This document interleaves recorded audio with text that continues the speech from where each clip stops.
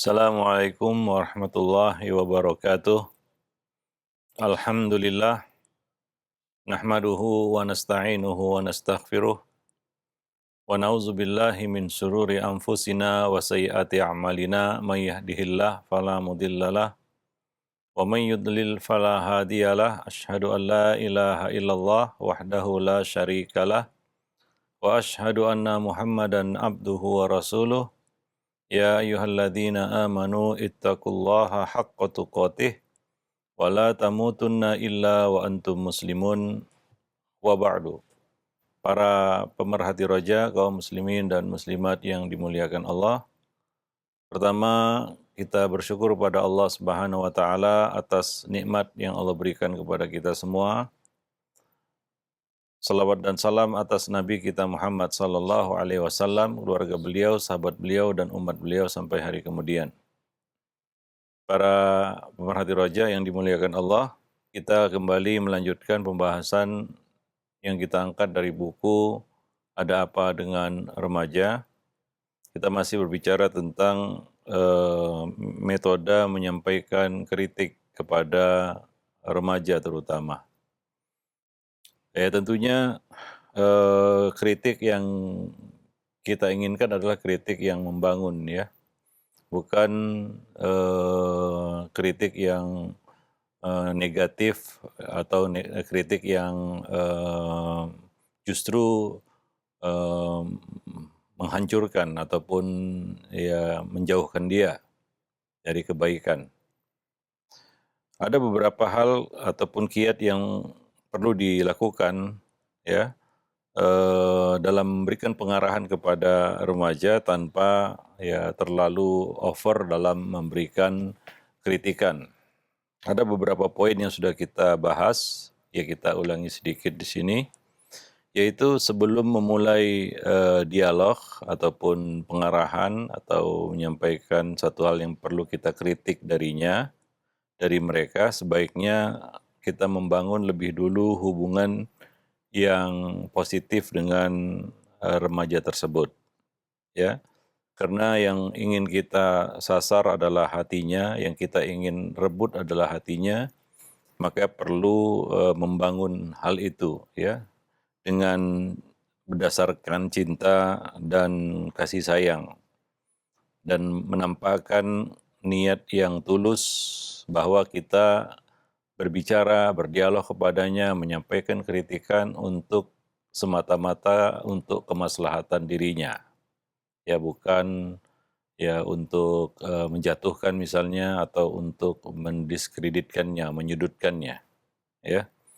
Nah, itu dulu yang harus kita lakukan, membangun dialog itu dengan membuka hubungan yang baik, positif dengan mereka, ya. Kemudian ya kita juga dianjurkan untuk mengatur, ya, cara bicara kita dengannya. Misalnya ketika berdialog ataupun menyampaikan kritik kepada mereka, hendaknya kalau bisa sifatnya pribadi ataupun privasi, menjaga rahasianya, ya, keprivasiannya, ya, tidak misalnya menyampaikan kritik itu di depan orang banyak, ya, bahkan di depan bapaknya misalnya kalau kita ibunya, atau di depan ibunya kalau kita ayahnya, ya, karena sifat dosa itu adalah, ya, wa karihta ayyatali alaihin nas, kamu tidak suka orang lain mengetahuinya, itu sifat dosa. Semua dosa dan kesalahan kita tidak ingin orang lain mengetahuinya. Maka yang perlu kita perhatikan dalam berdialog ataupun berbicara ataupun menyampaikan kritik kepada remaja adalah, ya, usahakan ini dilakukan empat mata, ya. Jadi itu lebih menghargainya, ya, itu menunjukkan bahwa kita menghargainya, ya, bahwa kita menghormati dan memuliakannya, ya. Kita tidak menyebarkan atau membuka aib dan kesalahannya di depan orang lain. Ya, walaupun tujuan kita baik, ingin meluruskan, menasihati ya ataupun mengkritik, tapi kalau itu dilakukan di hadapan orang banyak, ya itu akan membuat dia lari tentunya. Ya, Nabi mengatakan basyiru wala tunafiru. Sampaikan kabar gembira, jangan membuat orang lari. Ya, nah demikian. Ya ini sebenarnya berlaku secara umum ya. Semua nasihat sebaiknya dilakukan empat mata. Karena tujuan nasihat itu kan untuk meluruskan, bukan untuk membuat orang yang kita nasihati itu tambah bengkok. Ya, nah jadi diperhatikan momennya juga. Kemudian cara berbicara, pemilihan kata. Nanti akan kita bahas ya metode Nabi ya di dalam menyampaikan kritik. Ya, selain momen yang harus kita perhatikan, momennya bagaimana, misalnya jangan nasihati seseorang saat dia marah misalnya, atau saat dia sedang sangat bersedih misalnya. Ya, nah karena nasihat kita tidak akan bisa dicernanya. Ya, kemudian ya kalau bisa empat mata, jangan di hadapan orang lain, siapapun orang itu, karena itu lebih menghargainya. Kemudian juga yaitu pemilihan kata, itu sangat penting. Ya, pemilihan kata itu sangat penting. Ya, kadang-kadang kata yang kita pilih itu tidak bijaksana atau kurang bijaksana. Walaupun benar ya, tapi terdengar kurang bijaksana sehingga ya kurang bisa diterima. Ya, kemudian juga yang perlu diperhatikan adalah intonasi. Ya, intonasi juga itu menentukan juga ketika kita berbicara. Ya, kalau intonasi kita tinggi dengan nada yang tinggi, walaupun kata-katanya baik ya, itu ada kesan bahwa kita emosi, bahwa kita marah, ya, bahwa kita sedang mengintimidasinya. Ya, maka intonasinya juga harus diperhatikan. Maka berbicara dengan lembut. Ya, Allah Subhanahu wa taala mengatakan, ya, "Fabima rahmatim minallahi lintalahum." Dan dengan rahmat Allah kamu bisa berlaku lembut kepada mereka. Lembut di sini termasuk juga di dalam berbicara ya kepada anak misalnya. Ya walaupun mungkin orang tua ada rasa amarah, tapi itu harus dipendamnya, itu harus diredamnya, itu harus dikendalikannya. Ya kita tidak perlu kan melampiaskan kemarahan itu ya sehingga segala sesuatu menjadi tidak terkendali dan tidak terkontrol. Nah, maka itu juga menentukan ya. Nah, cara berbicara, intonasi dari suara kita ataupun ya bicara kita ya. Wallahu a'lam bishawab. Kemudian ya namanya dialog ini ada etika juga di dalam berbicara adalah memberikan kesempatan kepada lawan bicara untuk bicara. Ya, memberikan kesempatannya untuk mengungkapkan pandangannya, ya, untuk menanggapi dan merespon nasihat kita. Ya, ingat kita ini bukan nabi ya, yang dapat wahyu dari langit sehingga kata-kata kita itu seperti wahyu, enggak. Ya, nah mungkin kita perlu juga tahu, bisa jadi ya, nasihat kita itu kurang tepat. Ya, maka coba ya beri kesempatan kepada mereka, kepada remaja terutama ya, untuk mengungkapkan pandangan dan perasaannya. Ya, bagaimana tanggapannya terhadap nasihat kita. Ya, nah demikian. Ya, jadi jangan sepihak atau tidak memberikan kesempatan sedikit pun kepadanya untuk berbicara. Ya, apalagi orang tua yang selalu kalau ngomong sama anaknya, dengar, dengar, dengar, ya diam, diam. Sehingga kita suruh dia diam terus. Ya, kita nggak tahu ya apa yang ada dalam hatinya, apa yang ada dalam pikirannya. Ya, mungkin dia ada argumentasi yang ingin dia sampaikan, alasan, ya. Karena kita juga harus bisa memahami alasan orang. Ya, kita paham ya setiap kesalahan yang dilakukan oleh manusia pasti ada alasan ya mereka melakukannya dan mereka kadang-kadang membela diri dengan alasan itu. Tapi kita harus memahami itu, ya. Kita harus memahami itu. Nah, sehingga kita bisa menakar kesalahannya. Ya, seserius apa kesalahannya. Ya, karena kesalahan dosa manusia itu kan level ya, ada level-levelnya. Ya, maka dalam Islam ada dosa besar, ada dosa kecil. Ya, dosa besar pun ada dosa besar paling besar, ya ada yang di bawahnya. Nah, demikian. Ya, demikian. Apalagi dosa kecil, ada tingkatan di sana. Nah, jadi dengan memahami atau mendengar alasannya, ketika dia buat salah, misalnya kita kritik, kita tahu kadar kesalahannya itu sampai di mana. Ya, sehingga kita bisa memberikan respon yang tepat gitu ya, ataupun sikap yang tepat kepadanya. Ya, tidak melebihi kesalahannya. Kadang-kadang orang diperlakukan lebih daripada kesalahannya, dia merasakan ketidakadilan. Ya, dia merasa ada alasan dia melakukannya, atau pembelaan diri namanya. Setiap orang tentu ada pembelaan dirinya. Ya, nah, maka beri kesempatan kepada mereka untuk mendengar juga dan juga berbicara, ya. Bukan hanya mendengar tapi juga berbicara, ya. Nah, demikian. Kemudian jauhkan kesan, ya, seolah-olah kita mencari-cari kesalahannya, ya, mencari-cari kesalahannya, memata-matai dirinya, begitu ya. Jangan munculkan kesan seperti itu. Sehingga kesannya kita menyelidik. Kadang-kadang kita tahu kesalahan anak, ya. Nah, kita kadang-kadang perlu seolah-olah kita nggak tahu, padahal kita tahu gitu ya. Nah, tapi kalau ya kita memerondongnya dengan apa namanya, kita katakan vonis ataupun tudingan, kan begitu ya, tuduhan, itu akan menyudutkannya dan dia merasa dimata-matai begitu ya. Dia merasa dimata-matai. Ya, nah ini akibatnya anak akan ke depannya dia akan menjadi anak yang tertutup atau cenderung menjauhi orang tuanya karena dia merasa dimata-matai ya. Nah, jadi apa ya, hilangkan, ya, buang, singkirkan kesan bahwa kita itu suka mencari-cari kesalahannya.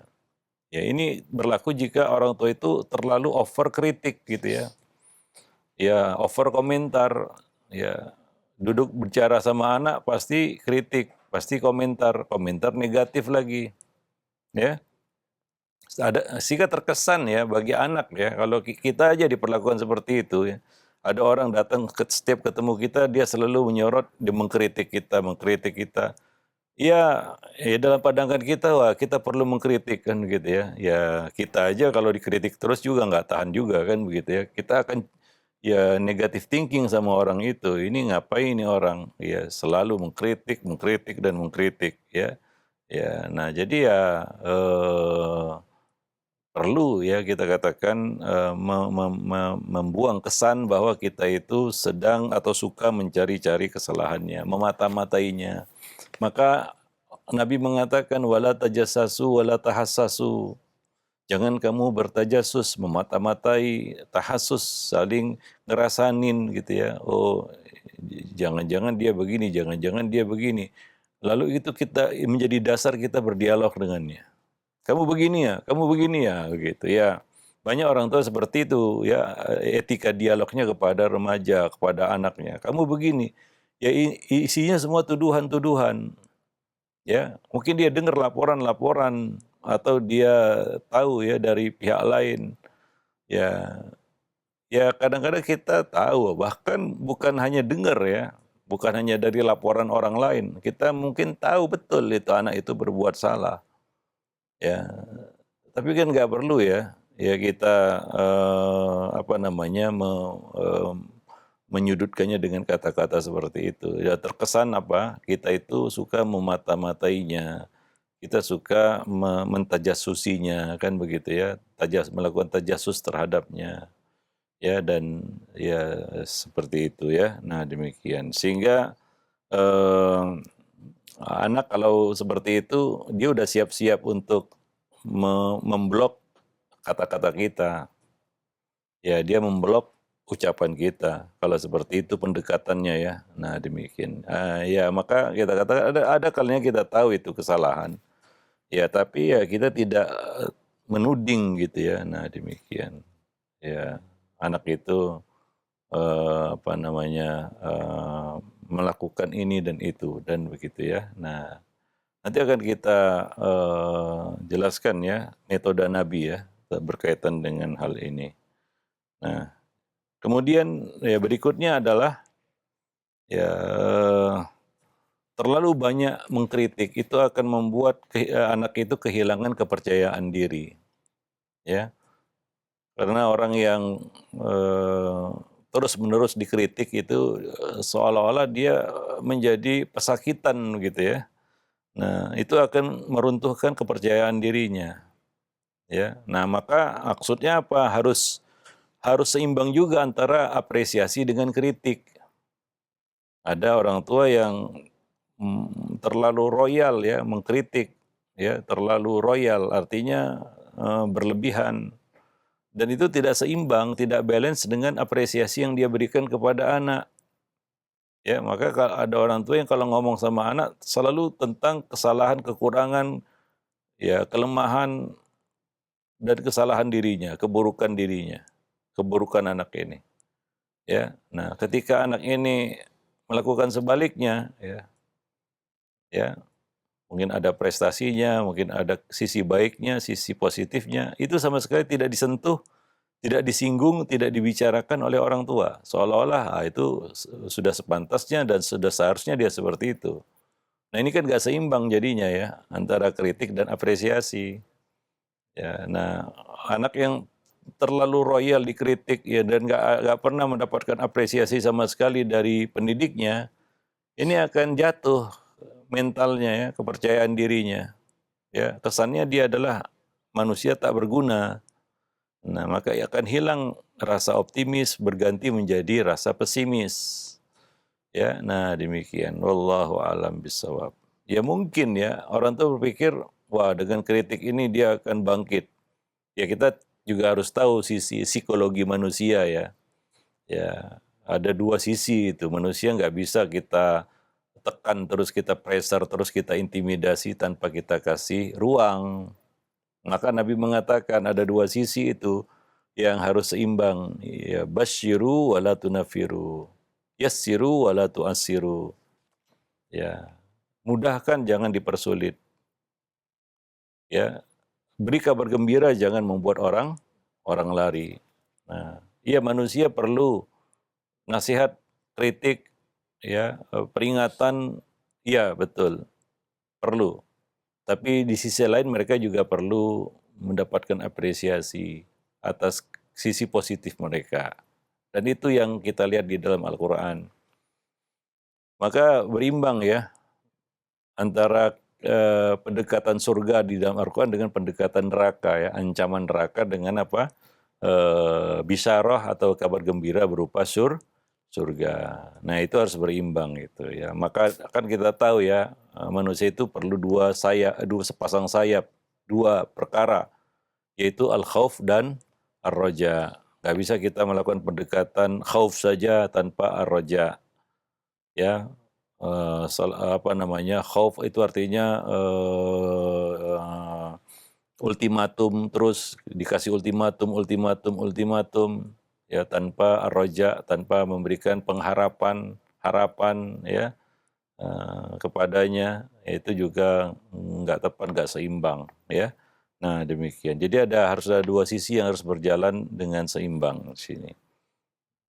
Mungkin kita jarang memberikan apresiasi kepada anak, ya, karena mungkin ya orang tua itu terlalu besar ekspektasinya kepada anak, ya, karena maka ya yang dia lakukan kepada anak selalu kritikan saja, ya, kekurang puasan, ketidakpuasan, ya ingin begini, ingin begitu, karena anak belum begini dan begitu, ya.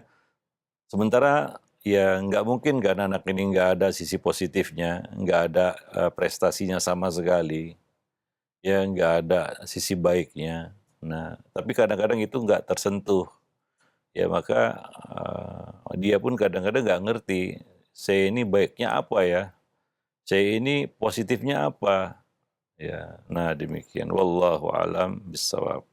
Nah kemudian ini juga perlu ya, sebagian kritik itu bisa ditunda. Ya, sebagian perilaku yang salah pada anak, ya, ada yang bisa ditunda untuk meluruskannya. Ya, selama belum terlalu serius ya, ataupun kita katakan kesalahannya itu belum begitu serius. Makanya kita perlu mendengar alasan anak kenapa? Karena untuk kita bisa menakar ya tingkat kesalahannya. Ya, nggak sama kan antara satu kesalahan dengan kesalahan yang lain, nggak sama. Walaupun sama-sama yang namanya kesalahan ya, tapi kan ya nggak bisa kita samaratakan, kita pukul rata semua kesalahan orang. Dosa kan ada dosa besar dan dosa kecil. Dosa kecil pun ada tingkatannya. Artinya apa? Ya sebagian perilaku anak yang mungkin kita pandang keliru dan salah, itu bisa ditunda untuk meluruskannya. Ya, misalnya untuk menunggu waktu yang tepat, momen yang tepat, ya, dan ya apa namanya, ya supaya kata-kata kita itu atau kritik kita itu, nasihat kita itu lebih lebih apa ya, menghujam ataupun lebih menyentuh hatinya. Nah nah demikian, wallahu a'lam bishawab. Tapi ya, ada juga kesalahan yang tidak bisa ditunda atau didiamkan, ya. Nah, seperti Nabi lah ya, ketika melihat anak di depan beliau makan serabutan, ya, etikanya kurang, Nabi langsung meluruskan ya dengan cara yang luar biasa, ya baik ya. Nah demikian. Ya, misalnya anak berkata kotor kepada kakak atau adiknya, atau bersikap kasar kepada orang yang lebih tua darinya. Nah ini perlu diluruskan dengan segera. Ya, nah demikian. Wallahu a'lam bishawab. Nah, jadi seperti itu ya. Ini karena yang kita hadapi ini kan manusia ya. Kita harus mengenali manusia itu bagaimana ya. Nah demikian. Dalam hal ini ya tentunya manusia itu, kita itu sebenarnya cerminan ya orang lain gitu ya. Apa yang ya kita tidak suka itu diperlakukan kepada kita, maka ya, simpelnya ya jangan lakukan itu juga kepada orang orang lain. Nah demikian. Wallahu a'lam bishawab. Taib. Nah, di sini berikut ini kita akan berbicara sedikit tentang metode Nabi ya dalam bab ini. Ya, bagaimana Nabi meluruskan atau menyampaikan satu kritikan kepada anak ya, kepada remaja. Ya, sebagai contoh ya kita bayangkan ada seorang pendidik ya mengingatkan anak didiknya tentang keutamaan sholat malam. Ya, kita bayangkan ini ya, seorang pendidik mengingatkan anak didiknya tentang keutamaan sholat malam. Lalu dia berkata seperti ini misalnya, kita seperti hewan ternak, makan, minum, dan tidur. Begitu menjelang waktu fajar kita malas seperti hewan ternak, nggak mau melakukan sholat malam. Ya maksudnya mengkritik mereka, ya anak didik ini ataupun anak kita ini, murid kita ini untuk bersemangat sholat malam kan begitu ya. Tapi kita katakan mereka seperti hewan begitu ya. Kalian ini seperti hewan, kerjanya tidur saja begitu ya. Nah, ya maksudnya sih bagus, mungkin memotivasi, tapi pemilihan katanya kurang tepat kan begitu ya. Nah, demikian. Nah, bagaimana Nabi? Nah, sini Nabi memberikan contoh dan teladan kepada kita ya. Bagaimana Nabi, cara Nabi berkomunikasi ya, berdialog ya kepada orang yang hatta beliau kritik orang ini. Ya, Nabi pernah berkata kepada Ibnu Umar. Nabi pernah berkata kepada Ibnu Umar, "Ni'mar rajuli Abdullah, law kana yusalli bil laili." Nabi berkata kepadanya, sebaik-baik orang adalah Abdullah, maksudnya Abdullah bin Umar.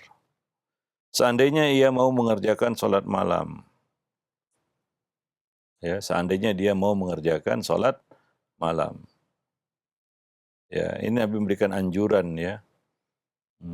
Sejenis kritik juga ya, tapi kritik ini kritik membangun ya, supaya Abdullah ini seorang remaja waktu itu ya, semangat untuk mengerjakan sholat malam. Bagaimana?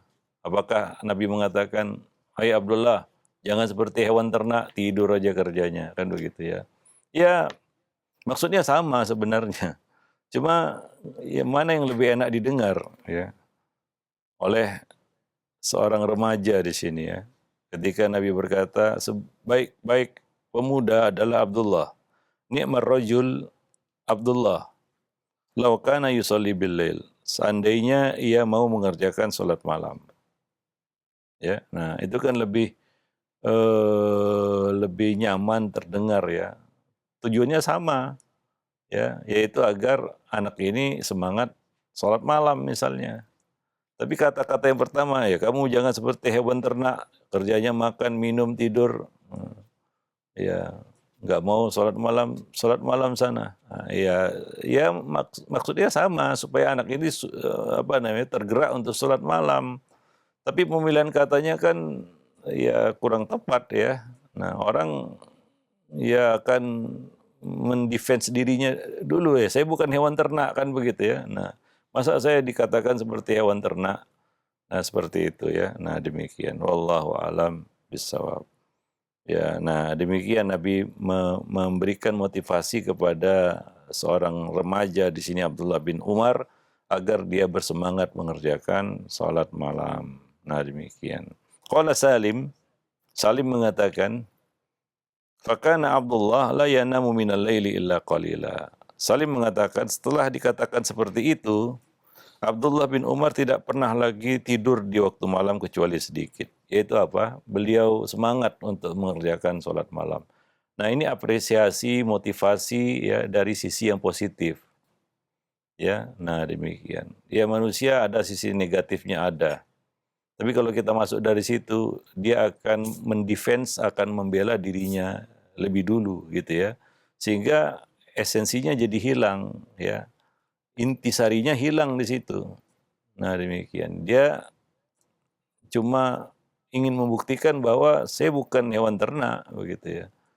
Nah, tapi tidak tergerak untuk melakukan inti dari nasihat kita itu, yaitu bagaimana dia suka untuk sholat malam, ya, suka untuk sholat malam. Wallahu a'lam bishawab. Nah, demikian. Jadi perhatikan ya, Nabi tidak mengatakan, wahai Ibnu Umar, kamu ini seperti hewan ternak, kerja kamu tidur saja, ya maka kayak kamu sholat malam sana. Ya, nah tidak seperti itu ya. Nah ini juga perlu ya para pendidik untuk memperhatikan etika di dalam berkomunikasi kepada anak. Ya, nah manusia kan mereka. Ya kadang-kadang karena mereka merasa mereka itu adalah bawahan kita, ya itulah dia kebiasaan atasan kepada bawahan ya. Ya kadang-kadang suka asal bunyi, ya karena apa? Karena bawahan, anak juga seperti itu. Ketika orang tua memandang anaknya itu sebagai bawahan, maka dia pun kadang-kadang berbicara sesukanya, ya tidak memilih kata-kata yang baik begitu ya. Nah ini juga keterampilan ya, keterampilan berkomunikasi. Ini harus kita latih. Karena anak juga kalau mendengarkan itu dari orang tuanya, ya kepada orang lain nanti ketika dia sudah menjadi manusia yang dewasa, ya karakter itu akan terbawa begitu ya. Nah, dia pun jadi orang yang ya santun dalam berbicara, terutama di dalam pemilihan kata, cara, etika di dalam berkomunikasi.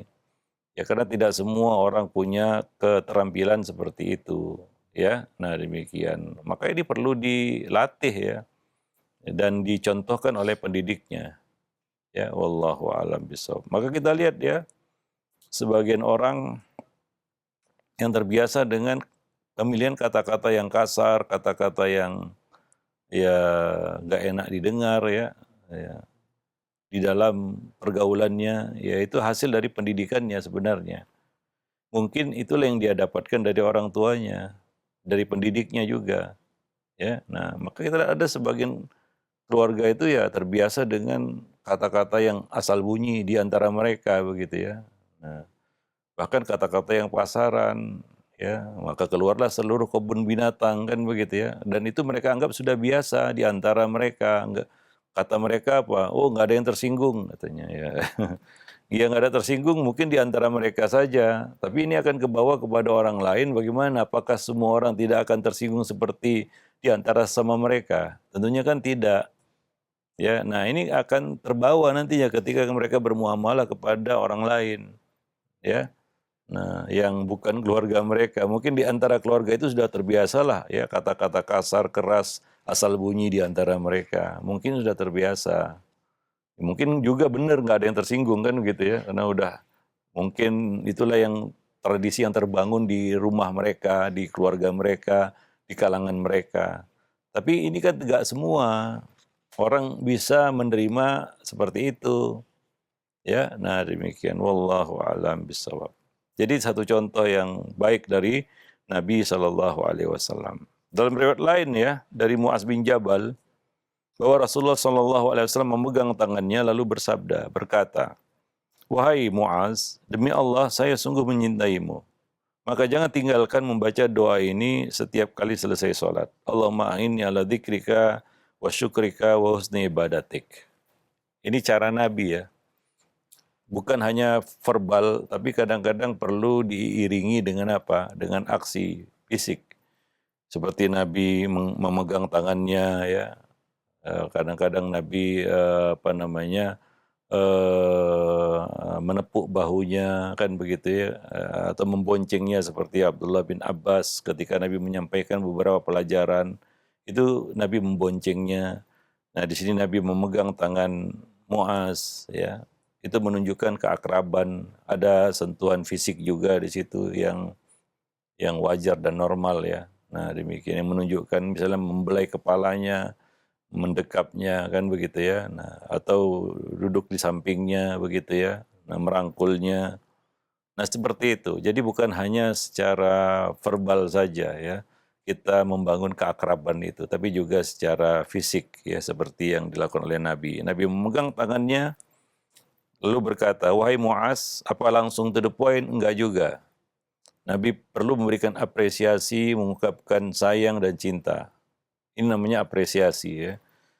Ya, wahai Muaz demi Allah, saya sungguh menyintaimu. Mengungkapkan cinta. Walaupun nggak bisa kita mengandalkan apa yang ada dalam hati. Saya ini sayang, cinta sama anak saya.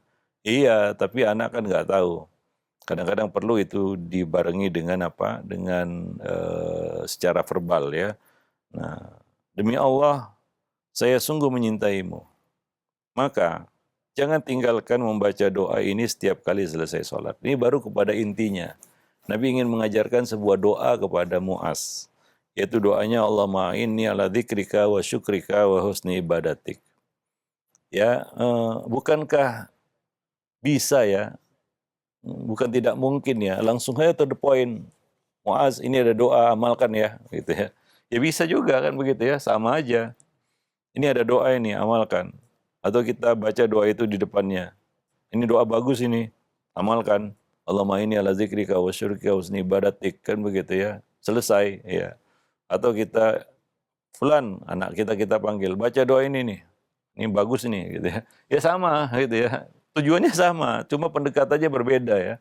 Nah, yang dilakukan oleh Nabi sini coba mulai dari membangun keakraban secara fisik ya, dengan memegang tangannya, ya bisa dengan cara yang lain, bisa merangkulnya, mendekapnya, ataupun mengusap kepalanya, ya atau duduk di sampingnya kan begitu ya. Nah itu secara fisik dan juga secara verbal, yaitu dengan mengungkapkan cinta. Ini namanya apresiasi. Bisa kita memberikan pujian, masya Allah kamu ini anak yang rajin misalnya, ya emang dia ada rajinnya juga kan begitu ya. Nah tapi kalau pendekatannya negatif kan orang, kamu jangan malas ya untuk baca doa ini. Ya, ya kan terkesan tuduhan dia anak yang malas kan begitu ya. Maka kita larang dia jangan malas begitu ya.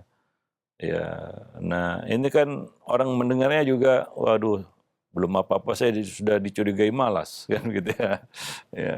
Nah itu kan cuma pemilihan kata, tapi ya efeknya bisa berbeda. Nah demikian ya. Nah, itulah manusia kan yang perlu kita sentuh di sini kan hatinya. Yang ingin kita rebut di sini hatinya. Hati manusia itu misteri. Ya nggak mudah kita menaklukkan hati manusia. Nah demikian ya. Barulah Nabi kepada intinya, yaitu jangan tinggalkan membaca doa ini setiap kali selesai sholat. Allahumma inni ala dzikrika wa syukrika wa husni ibadatik. Ya, wallahu alam bissawab. Nah, demikian. Ya, seperti itulah ya, hal-hal yang perlu kita perhatikan berkaitan dengan menyampaikan kritik. Ya, jadi bukan asal kritik, tapi kita juga harus memperhatikan banyak hal di sini. Ya, supaya kritik itu selain positif juga membangun, tidak membuat lari ya, tidak membuat orang trauma dan lari. Ya, wallahu alam bisawab. Nah, mungkin sampai di sini dulu materinya. Nanti akan kita lanjutkan pada pertemuan yang akan datang, yaitu bab lingkungan yang memberi harapan ya kepada anak. Harapan yang positif kepada anak, yaitu di sini sisi roja ya. Kritik itu kan kita menyampaikan peringatan itu khauf ya, menumbuhkan rasa takut kepadanya. Tapi harus berimbang juga ya, anak itu juga harus diberi harapan-harapan ya, ya supaya mereka merasa punya peluang begitu ya. Ada ruang untuk baik, untuk bagus, untuk berprestasi, untuk ya menjadi seorang yang berguna begitu ya. Nah, jadi perlu lingkungan yang memberikan harapan positif. Ya, bukan membuat anak itu frustasi dan putus asa ya. Nah, demikian. Nah, bagaimana itu nanti akan kita bicarakan pada pertemuan yang akan datang insya Allah. Demikian saja ya.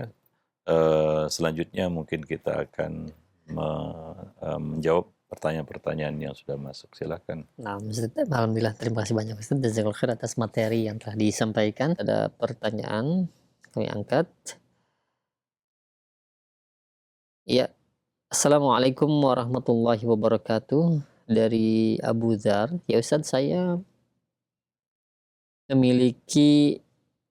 sudah punya anak 5, anak laki-laki, wataknya sangat keras. Saya sudah bingung dengan cara mengarahkan anak-anak saya untuk mendirikan sholat dan tidak terlena dengan main game. Semua anak saya lupa ketika main game itu waktu sholatnya Ustaz. Mohon pencerahannya. Jazakallah. Jadi anaknya 5 laki-laki semua Ustaz. Iya, anak 5 Masya Allah. laki-laki semua. Luar biasa. Pandawa 5 namanya. Ya. Ya, ini masalah banyak orang tua ya, pendidik hari ini, masalah anak juga itu keterikatannya dengan gadget ya.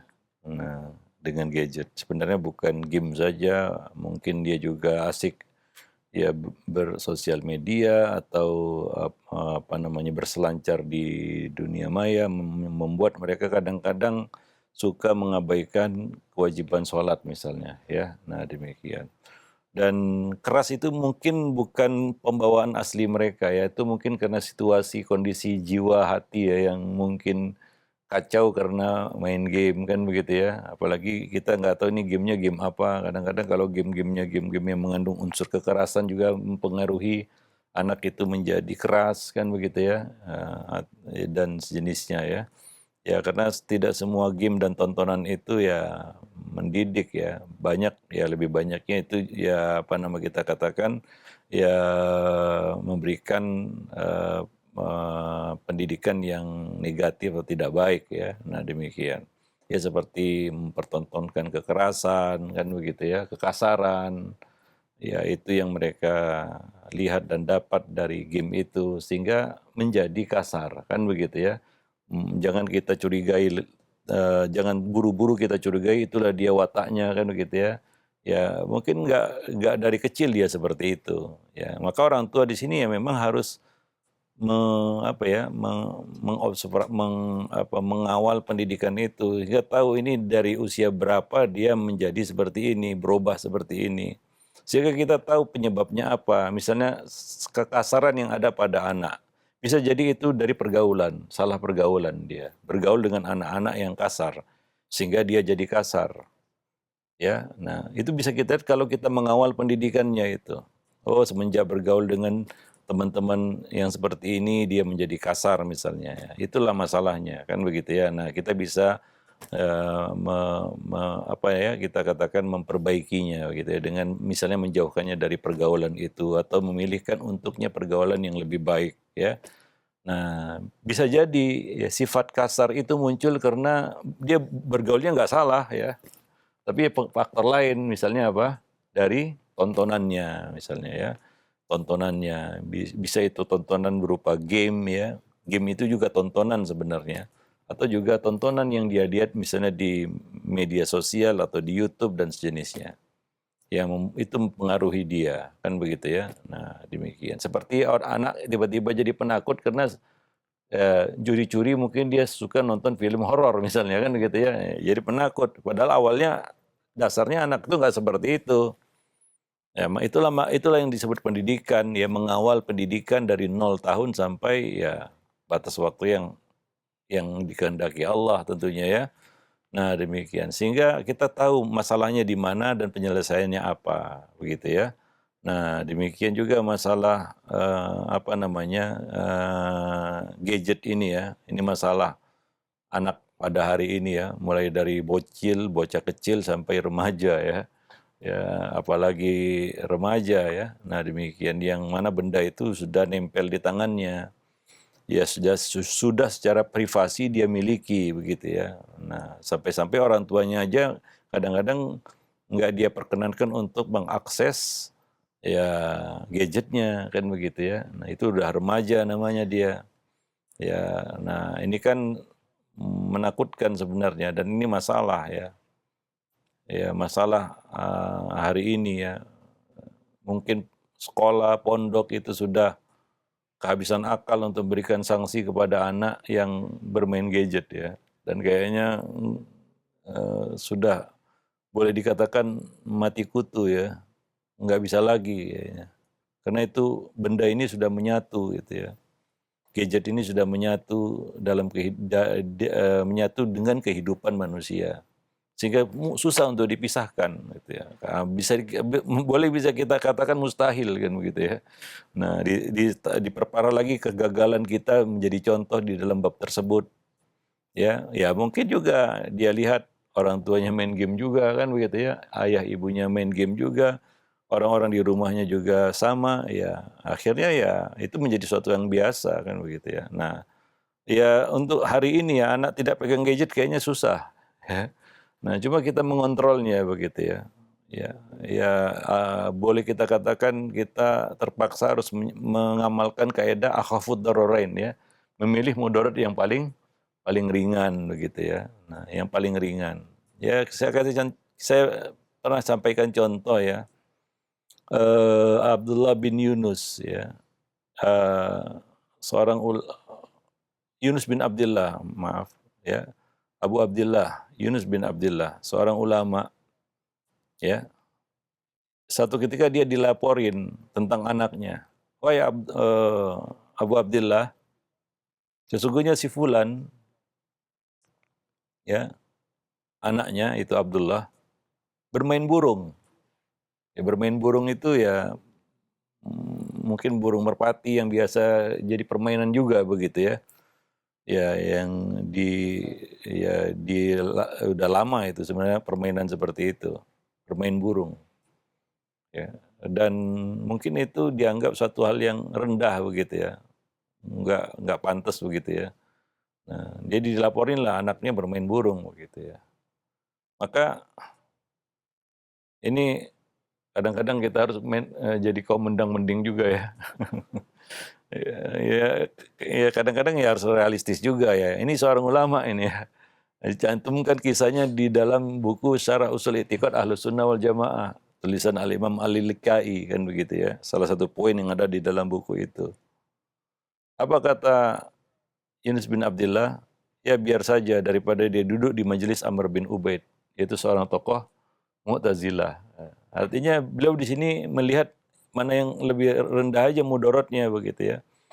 Mungkin dia main game lebih mending lah daripada dia buka situs Syiah misalnya. Atau situs-situs yang berbahaya hari ini yang tiba-tiba anak udah pakai rompi isinya bom meledak sana sini kan begitu ya. Tiba-tiba dia jadi memiliki pemahaman takfiri, yaitu mengkafirkan sana sini, mengkafirkan orang tuanya, kan tambah pusing kita. Ya atau ya misalnya apa? Ya tertular pemahaman Rafidhah misalnya. Ya, nah demikian. Ya, itu bisa terjadi. Maka kadang-kadang lebih mending ya ini daripada yang itu kan gitu ya.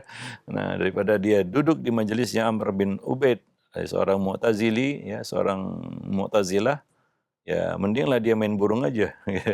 Walaupun sebenarnya nggak ideal juga, nggak bagus juga kalau anak itu main burung kan gitu ya. Nah, seperti sekarang main game istilahnya ya. Dulu kan nggak ada game ya. Nggak ada gadget juga dulu, tapi ya biasa permainan di kalangan remaja dulu ya, main burung begitu ya. Nah demikian, artinya ya kita kadang-kadang ya juga harus realistis gitu. Ya, kadang-kadang kalau kita terlalu frontal ya juga patah gitu ya. Anak-anak sekarang kita perlakukan secara frontal, ya ngeri-ngeri sedap juga gitu ya. Nah demikian, apalagi remaja begitu. Wallahu a'lam bishawab. Nah kemudian ya menyuruh mereka sholat ya, mengingatkan anak, ya, ini judulnya kan mengingatkan anak ya. Ya ingatkan teruslah. Itulah tugas kita. Innama alaikal balagh wa alainal hisab. Wa dzakir fa innama anta mudzakir wa lasta alaihim bimusaitir. Peringatkanlah, sungguhnya kamu cumalah memberi peringatan. Bukanlah kamu orang yang menguasai mereka manusia, bukan kita yang menguasai hatinya. Ya, maka tugas orang tua terus sampaikan. Sabar, ulang-ulangi nasihat itu ya. Nah, itu kewajiban orang tua, jangan buru-buru memvonis, apalagi menghukum. Karena hukuman itu juga bukan tujuan, itu cuma wasilah ya. Nah, hati-hati banyak orang tua menjadikan hukuman sebagai tujuan kan begitu ya. Tujuannya memang mau menghukum aja begitu ya. Jadi ini nggak menyelesaikan masalahnya. Ya, itu tidak akan menyelesaikan masalah kalau hukuman jadi tujuan. Ya, nah demikian. Kita akan kehilangan kesabaran itu. Kita nggak akan bisa jadi orang tua yang sabar kalau ya pendekatan kita pendekatan hukuman. Ya, tujuan kita menghukum, hukum itu jadi tujuan kita. Hukuman itu jadi tujuan kita. Kita nggak akan bisa sabar itu. Kita akan terburu-buru cepat-cepat menghukumnya. Nah itu dia. Ya, nah jadi ya ulangi terus nasihat itu sekali, 2 kali, 3 kali ya. Kita nggak tahu kapan hatinya terbuka kan begitu. Sembari kita ya meminimalisir pengaruh-pengaruh buruk ini. Pengaruh gadget, pengaruh pergaulan, lingkungan pergaulan dan lain sebagainya. Ya, ya itulah yang Allah nilai dari kita. Apa yang kita lakukan. Ya, nah demikian. Maka jangan kita terobsesi dengan hasil di sini. Ya, kita ingin hasil. Apalagi kita lihat anak orang lain kayaknya nggak disuruh-suruh sholat ya.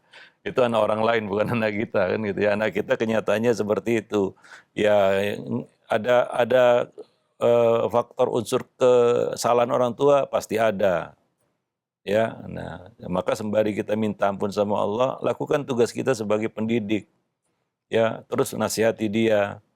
Ya, nah dan berusaha untuk apa ya menyingkirkan semua penghalang-penghalang pendidikan ya ataupun hal-hal yang menyebabkan masalah tersebut.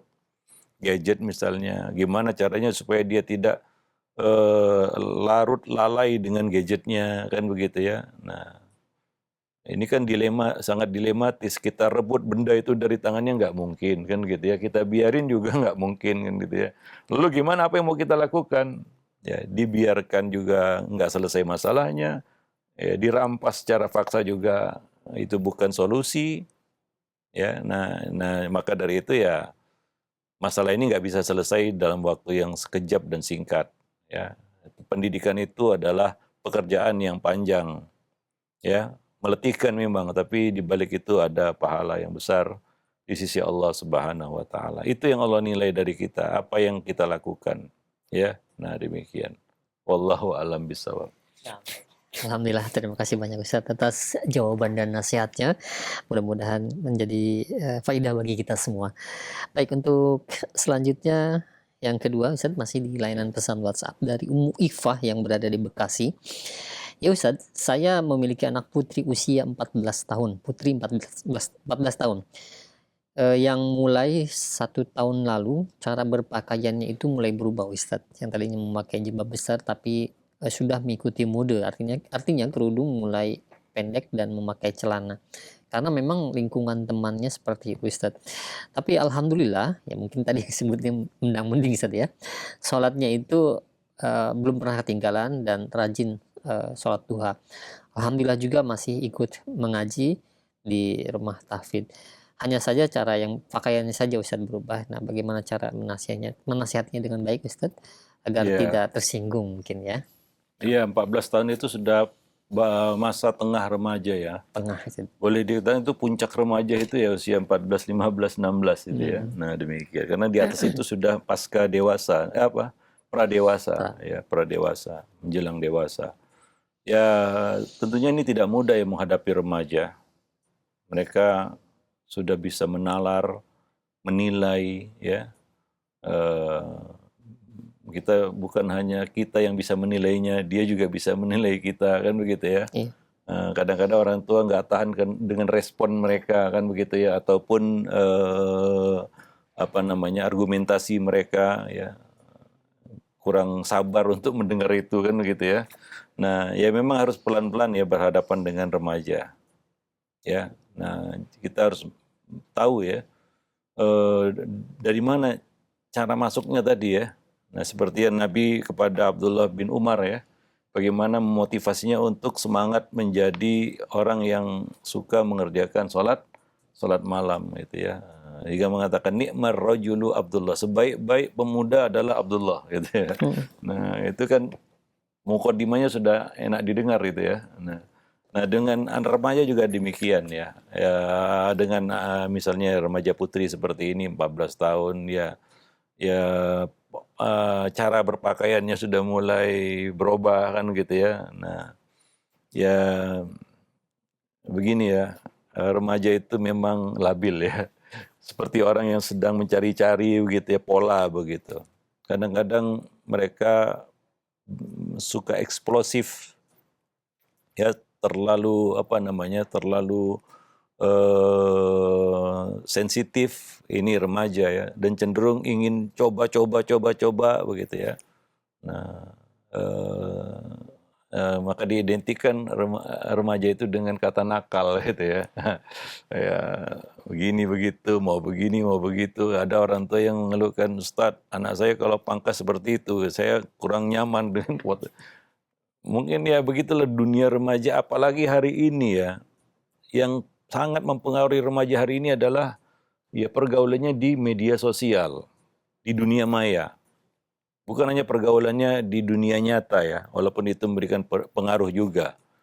Tapi ya pengaruh dunia maya itu nggak kalah hebat juga. Dia lihat di TikTok misalnya, di Instagram, ya kan sekarang banyak ya informasi-informasi yang masuk ke kepala manusia melalui platform media sosial, ya, melalui Facebook misalnya, X atau Twitter, ya Instagram ataupun TikTok ataupun YouTube, kan begitu ya. Mana akses-akses ini sudah sangat mudah untuk diakses kan ya.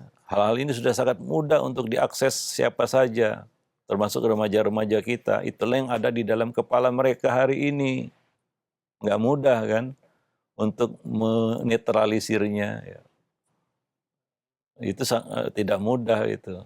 Ya, maka ya kadang-kadang tiba-tiba anak itu berubah penampilan ya, atau coba yang ini, coba yang itu. Ya, di sini perlu kita sabar dan terus mengawalnya. Kenapa? Yang kadang-kadang ya para pemerhati roja nanti setelah dia dewasa itu hilang sendiri juga gitu ya, berubah lagi dia kan begitu ya, karena dia semakin tapi ya jangan dilepas, harus terus dikawal oleh kedua orang tuanya sembari memberikan nasihat ya yang istilahnya nasihat tipis-tipis gitu ya. Ya mengingatkan bahwa sebenarnya kita tidak ingin dia seperti itu. Ya, kita ingin dia seperti, tapi tidak ada unsur intimidasi dan paksaan. Ya, nah demikian. Karena dia ini sudah remaja ya, sudah menjelang dewasa. Nah, mudah-mudahan ya ketika dia dewasa itu akan ditinggalkannya. Ya kita dulu seperti itu waktu remaja ya, ada kesan ugal-ugalan, nakal kan gitu ya. Ya, coba ini, coba itu kan begitu ya. Tapi ketika kita masuk dewasa, ya itu nggak berkelanjutan juga. Ya akhirnya ya ditinggalkan juga hal seperti ini. Ya manusia itu berubah, ya. Nggak selamanya kan perilaku kita di masa remaja terus kita bawa ke masa dewasa. Enggak ya. Kayaknya enggak juga ya. Kalau kita ingat masa remaja dulu kan, waduh, kayak konyol begitu ya. Kenapa saya dulu begini? Tapi sekarang udah nggak lagi, beda ya. Nah demikian. Tapi bagaimana meminimalisir pengaruh buruknya? Nah disinilah perlu pengawalan orang tua. Itu anak, saya katakan ya remaja hari ini ya, mereka adalah makhluk yang harus selalu dan perlu ditempel terus menerus.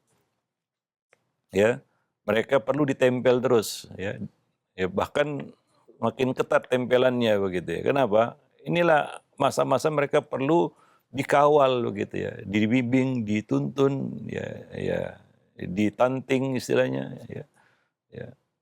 Beda dengan bocah-bocah kecil ya, mungkin dibiarkan ya nggak jadi masalah juga kan begitu ya.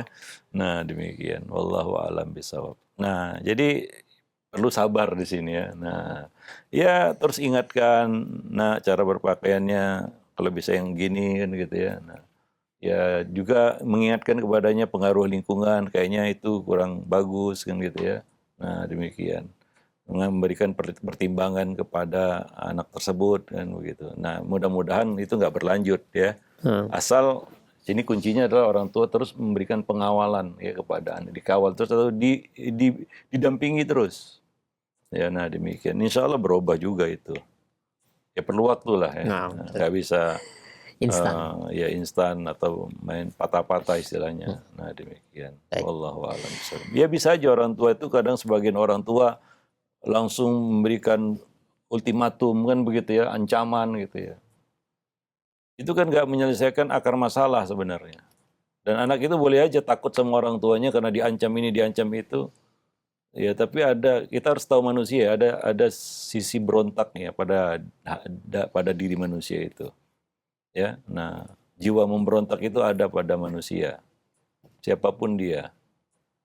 Nah, apalagi dia merasa diperlakukan kurang adil misalnya, ya, nah demikian. Atau kalau kita main patah-patah istilahnya, main kasar begitu ya, orang tua yang apa namanya ya memilih pendekatan yang negatif gitu ya, main frontal gitu ya. Ya boleh jadi anak itu ikut gitu ya. Tapi ya walau alam apakah dia itu di atas kesadarannya itu ya atau tidak. Ya. Dan kita juga nggak tahu masalahnya apa nanti. Ya wallahu alam bisawab. Ya demikian. Ada pertanyaan Ustadz, soalnya dari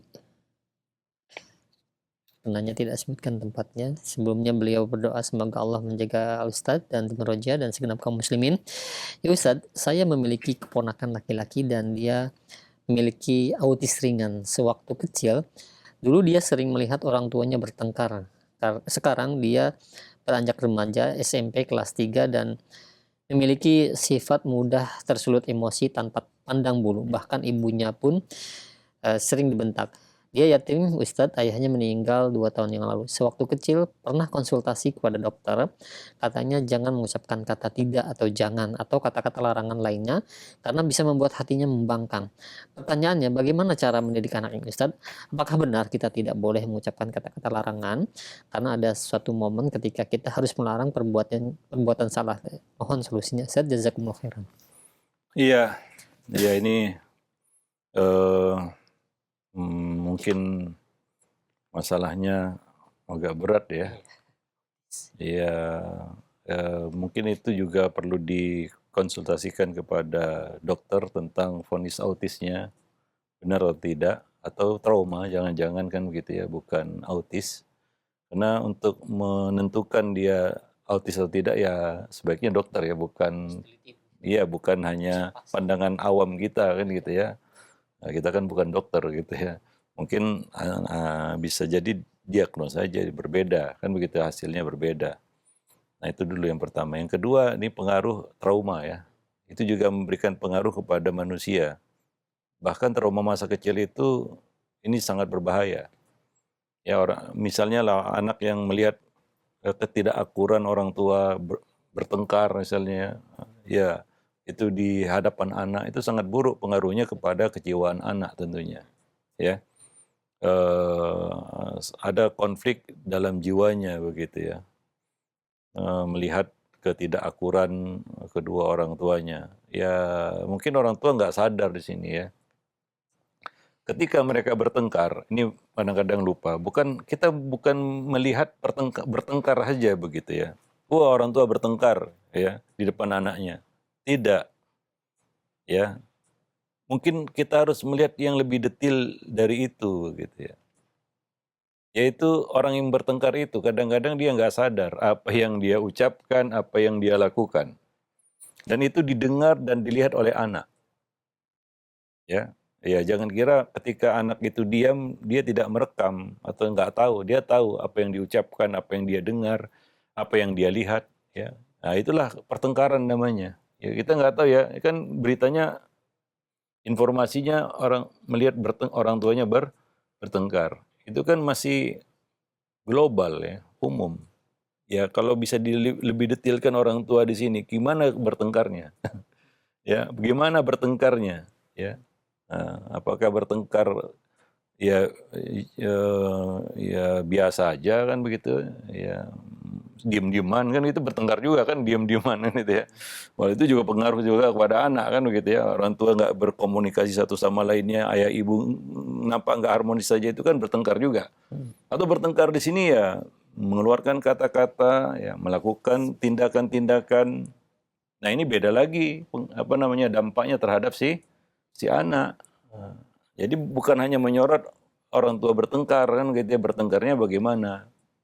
Ya, nah demikian. Dan itu akan mempengaruhi si anak, iya pasti.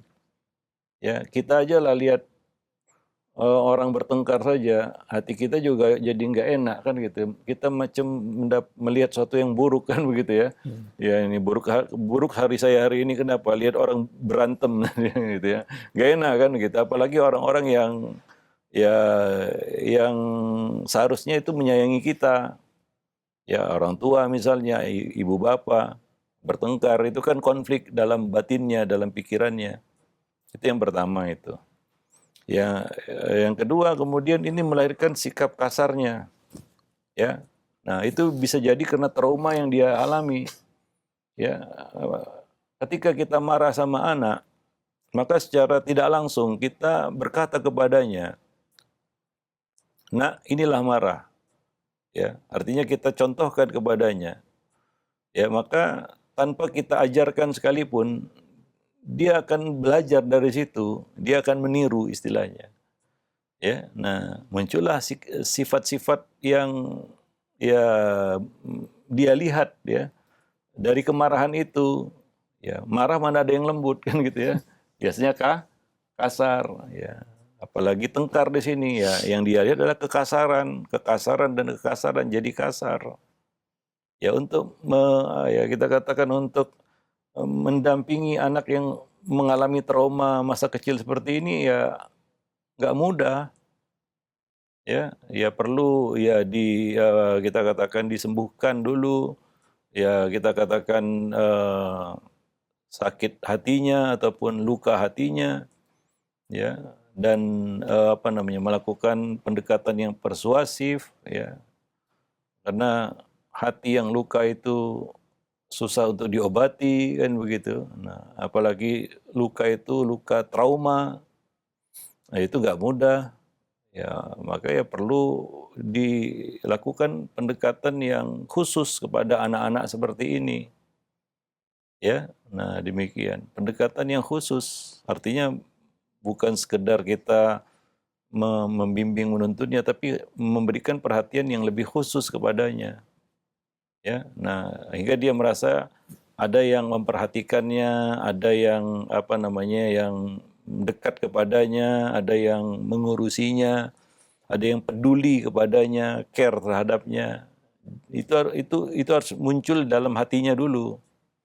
Bahwa ada orang yang menyayanginya, ada orang yang menginginkan kebaikan bagi dirinya, begitu. Itu harus muncul darinya. Itu untuk mengatasi ya kita katakan kekasaran yang ada pada manusia. Maka Allah katakan fabima rahmatim minallahi lintalahum. Dan dengan rahmat Allah kamu berlaku lembut kepada mereka. Walau kunta fazzan ghalidhal qalbi lan faddu min haulik. Kalau kamu kasar dan keras hati mereka akan lari darimu. Apalagi anak ini sudah mengalami trauma. Dia akan tambah lari. Kalau kita cuek aja kita kepadanya, dia akan tambah lari. Apalagi ya sikap kasar terus diterimanya sampai dewasa. Ya, itu akan bertambah lebih buruk lagi. Ya, berkaitan dengan kata jangan tadi ya. Ya, pendekatan Nabi memang seperti itu, meminimalisir kata jangan dalam pendidikan, terutama kepada anak. Ya, kepada anak dan remaja juga sebenarnya. Ya, itu meminimalisir kata jangan. Ya kadang-kadang kita karena kelemahan dan kekurangan kita ya kita merespon anak dengan kata jangan kan gitu ya. Nah, ya mungkin wajar lah. Tapi kalau selalu itu juga akan kita katakan membuat sensitif anak terhadap nasihat kita itu akan berkurang. Ya, kita beri contoh, ya anak berbuat salah ya. Tentunya kata jangan itu muncul karena anak berbuat salah, begitu ya. Ya, Nabi tidak selalu ya menanggapi kesalahan anak itu dengan kata jangan. Contohnya yang sering kita angkat adalah ketika Umar bin Abi Salamah makan ya di hadapan Nabi dengan mengambil makanan dari sana dari sini, ya itu kan salah ya. Tapi Nabi tidak mengatakan jangan. Enggak. Ya, ini perlu ya kita katakan ya, kebijaksanaan pendidik ya, menjadi orang tua yang bijaksana, pendidik yang bijaksana melihat fenomena seperti itu di hadapannya. Pelakunya adalah seorang bocah. Apakah Nabi mengatakan kepada bocah itu saat itu ya di depan Nabi itu jangan? Enggak. Nabi justru mengatakan kepadanya, wahai bocah, bacalah bismillah, makan pakai tangan kanan, ambillah makanan yang paling dekat. Ini pendekatan positif. Karena kata jangan itu pendekatan negatif. Ya, artinya memang ada sanggahan ya, pemberontakan dalam pikirannya. Kenapa jangan gitu ya? Nah, ya kadang-kadang kita jangan itu cuma jangan aja begitu ya, tidak dilanjutkan dengan penjelasan gitu ya. Cuma jangan aja begitu. Itu tidak akan menjawab rasa penasarannya, tanda tanyanya, kenapa jangan begitu ya. Nah, itu namanya pendekatan negatif. Nah, yang dilakukan Nabi itu pendekatan positif. Nabi tidak mengatakan kata jangan di sini. Ya. Ini masalah cara ya kita kata. Sama aja kan begitu. Cuma cara tadi kita katakan ya. Nabi melakukan pendekatan kepada Abdullah bin Umar supaya dia semangat sholat malam. Itu dengan pendekatan apresiatif, ya, memberikan apresiasi kepadanya. Kamu adalah pemuda terbaik. Seandainya kamu mau mengerjakan sholat malam kan begitu ya. Tadi Muaz bin Jabal dan itu pendekatan yang dilakukan oleh Nabi ya. Nah begitu. Jadi Nabi tidak mengatakan jangan kan di situ. Nah, contoh yang lainnya juga ketika Hasan bin Ali mengambil korma zakat yang tertumpuk di masjid, Nabi tidak mengatakan jangan ambil. Tapi Nabi mendekati bocah itu, mengambil korma tersebut dan mengembalikannya dan berkata, kita keluarga Muhammad tidak halal memakan harta zakat. Ini pendekatan positif namanya. Ya, nah demikian. Jadi kenapa Nabi tidak mengatakan jangan ambil gitu ya, sama aja ya. Coba pendekatannya yang berbeda begitu ya. Nah, itu lebih menghargai orang itu kan begitu ya dan menuntaskan pertanyaan-pertanyaan yang ada di dalam benaknya. Kenapa dia nggak boleh itu kan begitu ya. Tapi kalau cuma sekedar jangan ambil, habis itu pergi sana, jangan ambil, pergi sana, ya udah selesai. Nggak ada ya penasaran di dalam kepalanya itu udah hilang gitu ya. Kenapa nggak boleh tadi kan gitu ya. Kenapa diusir juga kan gitu ya. Nah demikian. Nah, ya tapi kadang-kadang kita itu kurang sabar jadi pendidik kan gitu ya. Maunya instan. Nah itu kadang-kadang kelemahan kita. Kita maunya instan saat itu juga ya selesai masalahnya gitu ya. Ya, enggak seperti itu juga menghadapi manusia, kan begitu ya. Anak kita kan manusia juga dia. Ya bukan ya makhluk yang lain begitu ya. Dia adalah manusia. Ya, maka kita harus tahu bagaimana cara melakukan pendekatan kepada manusia begitu ya. Nah, di sini yang berperan adalah kesabaran sebenarnya yang akan menghasilkan kebijaksanaan gitu ya. Jadi kita bisa mengambil tindakan yang bijaksana, tidak terburu-buru, ya tidak gegabah ya dan hingga akhirnya kurang hikmah, ya kurang bijaksana. Wallahu alam bisa mungkin itu menjawab polemik ya di tengah-tengah banyak orang hari ini terutama di kalangan pendidik boleh nggak kata Iya, jangan gitu betul. ya. Ya kalau Nabi ya meminimalisir itu bahkan ya nggak tahu apa ada ya Nabi mengatakan jangan kepada bocah begitu ya. Nah demikian, kalaupun ada nggak banyak kan begitu ya. Yang sering Nabi lakukan ya dengan cara seperti itu. Ya, itu Nabi ya. Wallahu alam. Bisa banyak contohnya sebenarnya ya. Nah, bukan hanya anak kecil, bahkan remaja. Ya, ketika Nabi dapat laporan Usama bin Zaid membunuh seorang yang sudah mengucapkan La ilaha illallah. Bagaimana pendekatan Nabi kepada Usama saat itu? Nabi berkata kepada Usama bagaimana? Aqataltahu ba'da ayyaqula la ilaha illallah. Apakah kamu membunuhnya setelah mengucapkan la ilaha illallah? Nabi, tidak ada kesan menyalahkan kan begitu ya. Nah, pertanyaan gitu ya. Apakah? Ya, bukan vonis ya. Ya, misalnya kamu bunuh ya gitu. Salah kamu itu. Jangan kamu lakukan lagi. Enggak seperti itu kan begitu ya. Nah, demikian. Tapi ini perlu kesabaran kan gitu ya, perlu kesabaran dan kebijaksanaan ya. Nah, demikian. Dan itu kadang-kadang yang nggak ada pada kita. Kurang hingga kadang-kadang kita meresponnya secara meledak meletup ya. Artinya terburu-buru ya. Nah, demikian. Mungkin terbawa emosi juga kan begitu ya. Nah, bisa. Nah, wallahu alam bisawab. Nah, Nah, mungkin sampai di sini dulu pertemuan kita pada kesempatan pagi ini. Mudah-mudahan bermanfaat ya. Aqulu qauli hadza astaghfirullah li wa lakum sairil muslimin innahu huwal ghafurur rahim.